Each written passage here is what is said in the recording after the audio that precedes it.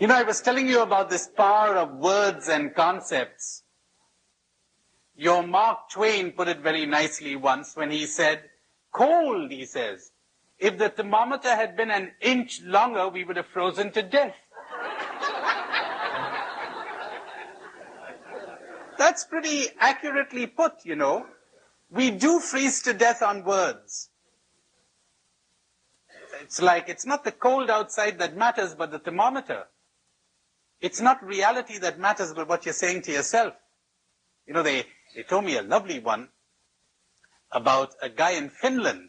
You know, when they were drawing up the Russian-Finland border, there was a farmer who had to decide whether he wanted to be in Finland or Russia as they were drawing the boundary line.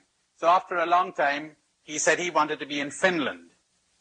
And he didn't want to offend the Russian officials who came up to him and demanded to know why did he want to be in Finland. And the guy says, you know, it has always been my desire to live in Mother Russia. But at my age, I wouldn't be able to survive another Russian winter. So I want to be in Finland. That brings it out very well, doesn't it? It's only a word. It's only a concept. But it isn't. Not for human beings.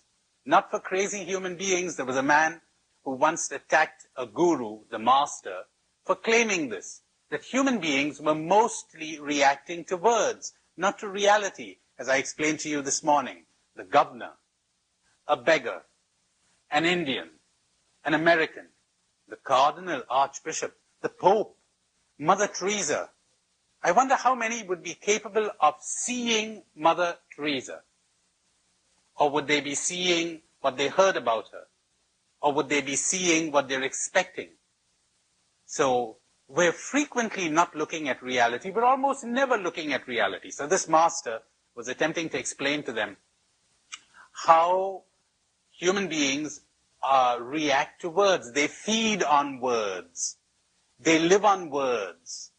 They're perishing because they're living on words, not on reality. They're not getting nourished on reality. So one of the men stood up there and protested. He said, I don't agree that words have all that effect on us. And the master said, sit down, you son of a bitch. And the man went livid with rage.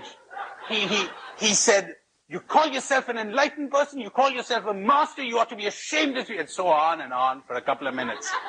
And the master said, pardon me, sir, I just got carried away. I really beg your pardon. Pardon me, that was a lapse. I'm sorry. So the man calmed down. And the master said, it took just a few words to get a whole tempest within you and a few words to calm you down, didn't it? Words, words, words, words. Who will liberate us from words? How valuable they are. How imprisoning if they're not used properly.